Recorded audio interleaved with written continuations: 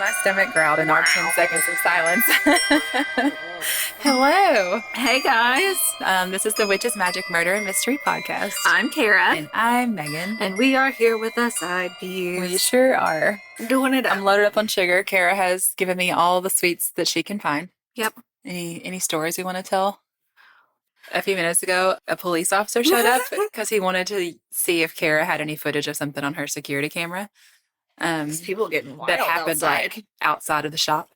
And he's just in passing. He's like, yeah, I think they saw the sign. And of course, immediately me and Kara are like, I saw the sign. And it opened up. I saw the sign. And I was like, right here with the cop. Yep. Yeah, there was a cop and a government official getting coffee. It's a and problem. There's no discriminating. But also, what do people expect us to do when they just blatantly drop song lyrics in conversation like it's not a thing? Drop something like that and expect us to not pick it up. If you're going to say they saw the sign, I'm going to be like, and I am happy now living without you. And I start doing the Pitch Perfect dance. Yeah. Like, okay. And it's time for Kara to tell a story. And I have a badass lady. Yes. Yes. Is she a witch? Are we? No. We're just gonna put her in the witch category? I'm really hoping that she was a witch, but it is Woodrow Wilson's wife. Mm. Oh, this is so random. Yeah. But a friend of mine, I was out to dinner with her Saturday night, and she just randomly out of nowhere mentions that at one point she had an ex-boyfriend who insulted her by saying she resembles Barbara Bush. And so me and my friend Amy then just start immediately rattling off like first wives, you know? And I'm like, no, you're much more of a Lady Bird Johnson. We just go this whole thing. And so now I'm like, ooh, what's Woodrow Wilson's wife's name? Because Edith was a catch. Edith Wilson was a catch. All right. They said she was a foxy lady. Woodrow Wilson was a widow, and so was his wife. And they met through friends and family members. And so it was kind of like a love at first sight situation. So he was a widower. She was a widow. Uh-huh. They met through some friends. Her husband had passed. She had married into a wealthy family, so she had funds. Mm-hmm. And his wife had passed. He was at the White House. She was out with some friends hiking. Oh, they met like while he was in office? Yes, yes. It's like that movie with the one. Sydney is the reporter. And Oh my God. It's such The American President. Yeah. Oh my God. It's such a good movie. Yes. So it was cold, and I think it was his cousin or someone related to him was staying with him to just like keep him company because he was sad. And they were like, just come back to the White House with us. Everybody can have some warm tea. It'll be great. We'll warm up by the fire, have some chats, whatever. As soon as she saw Woodrow Wilson, their eyes met, and she said it was like instantaneously. Like they knew that they were meant to be together. Oh. And then it just like blossomed after that. And it's just adorable. Yeah. And so like 3 months after knowing each other, he's like, I have to marry this woman. Oh, wow. Yep. She ended up getting a lot of power in this whole situation. Some of the people that worked for the president were like, we got to put a stop to this. Well, I was just thinking like it would have to be weird for one to be the president and be like, does she actually like me or does she just like me because I'm like the most powerful person? Exactly. And would the CIA be like, we're going to investigate the crap out of you. Well, that's similar. So what ended up happening is she was constantly out with him. He was allowing her in on like pertinent information, like all this crazy stuff. So some people that worked, cabinet members and stuff that worked for him were like, you know what? We're gonna write some fake love letters to make it seem like she's like skipping out on him. Oh my God. Yeah, but he was just like, nope, this isn't what's happening. And then like similar, like written from Woodrow Wilson to a Mary Peck, he had like a love affair and they were going to leak it to the press. And it was all made up? And then she would run away. She'd get out of here. Yeah. That's that so crazy? Awful. Just because they were so convinced that she was bad? Yeah. Or not, her intentions weren't good? Yeah. So then the article was like, except she didn't. She didn't flee. Also, isn't it weird, like, and people do this all the time, in their attempt to, like, protect someone from a bad guy, they end up being the bad guy. I mean, exactly. You're being crappy. And it says, she married the president and remembered those who had tried to rid him of her. But then he ended up winning another term. April 1917 led the U.S. into World War I, and then she was by his side the whole entire time. It said they worked together from a private upstairs office. He gave her access to classified document drawers and secret wartime codes. He let her screen his mail. She sat in on all of his meetings, and she gave him just like all sorts of just advice. Like, honey, I think that I'm seeing this from this point of view. What do you think about this? Like, those kind of conversations happened constantly. He respected her as a human being. Exactly. That's amazing. Yep. He ended up getting really sick. He had influenza, April 1919.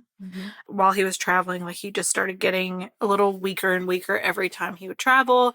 His body just couldn't handle it. He was complaining of asthma and just horrible headaches. And then 6 weeks after all of that traveling started, one of the doctors noticed a curious drag or looseness at the left side of Wilson's mouth, which is a sign of danger that could no longer be obscured. They were just like, we don't know what's happening. Has he had a mini stroke? I was like a stroke, kind of a... Yeah, what's going on? So September 26th, the president's private secretary, Joseph Tumulty, announced that the rest of the speaking tour was canceled because he was suffering from a nervous reaction in his digestive organs. Me too, almost daily. All the time. All the time. It is really ridiculous how, like, something will happen that stresses me out, and my stomach is like, well, gotta go. You're welcome, you guys. You're so welcome. We're all very close. Yes. Oh my gosh, yes.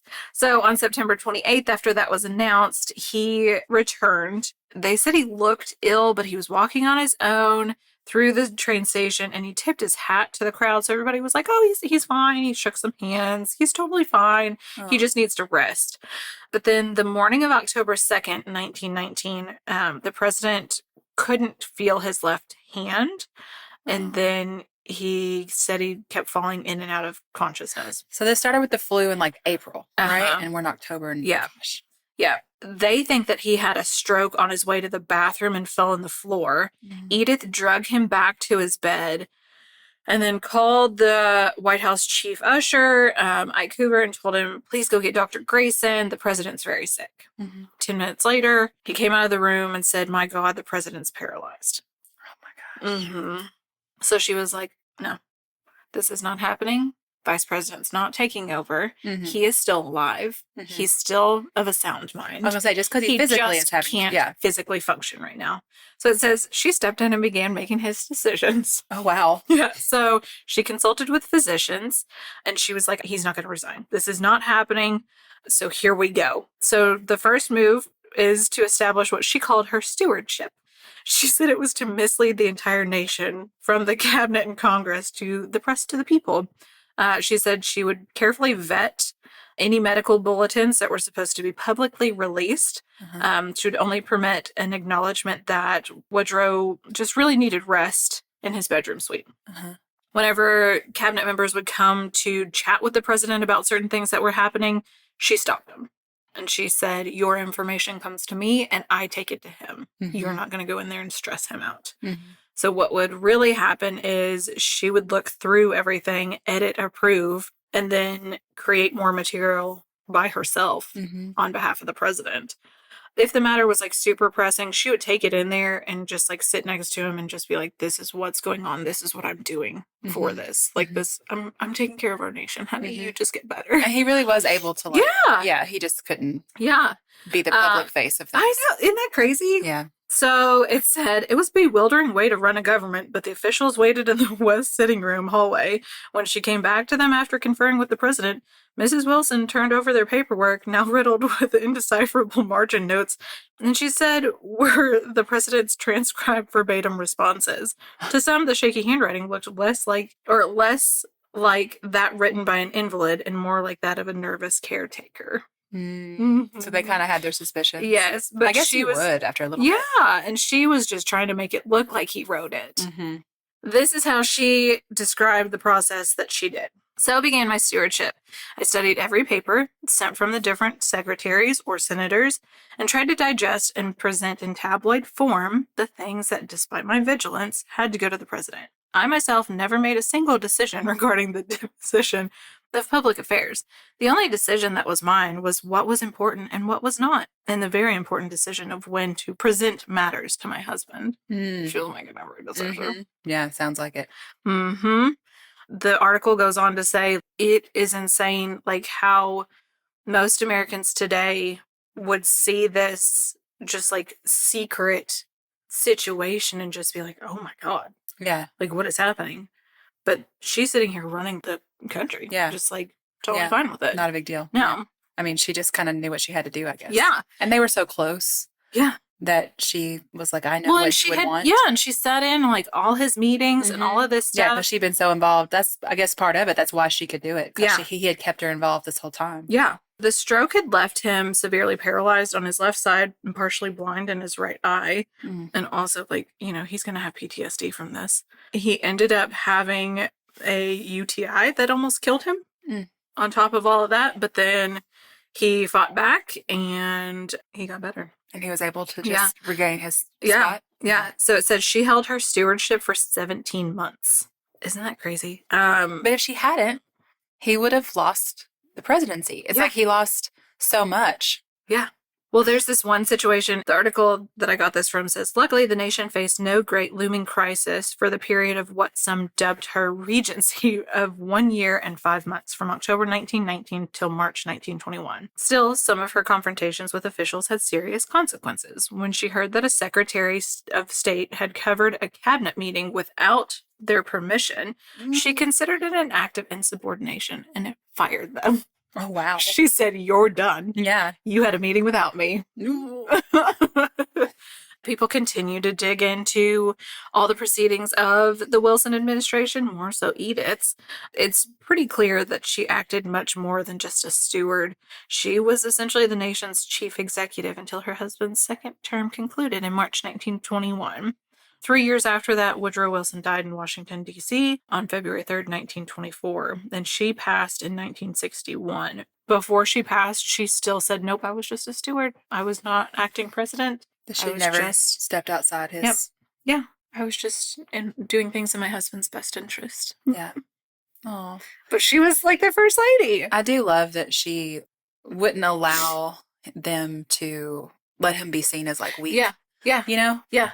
Because especially, actually, this episode that I'm getting ready to record that's going to come out this Friday, it happens in the 20s too. And there's a part of it that's about how, like, back in those days, especially, any sort of physical ailment or any, it was just like a sign of just weakness, a huge and you're not weakness. capable of doing your job. They acted like a physical disability meant that you had to have a wheelchair or, you know, it's back in the days when they would hide their family members away if they weren't perfect. And so it's really like, I think it's really sweet that she was like, absolutely not. Yeah. Yeah. No, this is not happening. You stop here. Well, I like her. Yeah. Edith. Okay. Well, thank you. You're welcome. Yeah, I knew nothing about little that. refresher. Isn't that weird? I know. I love it so much. That is one of my favorite stories. Especially at that time for her to have stepped up Oh my and done gosh. that. Yeah. And for people to be like, we've never had a first lady. Okay.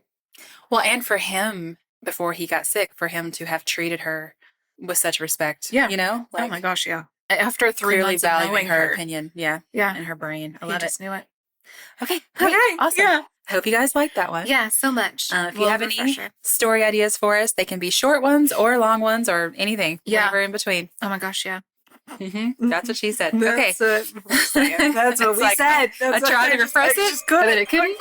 I had to let it out. All right. Okay. You can find all of our contact information in the show notes. Yep, it's literally everywhere. We love you so much. Goodbye. Goodbye.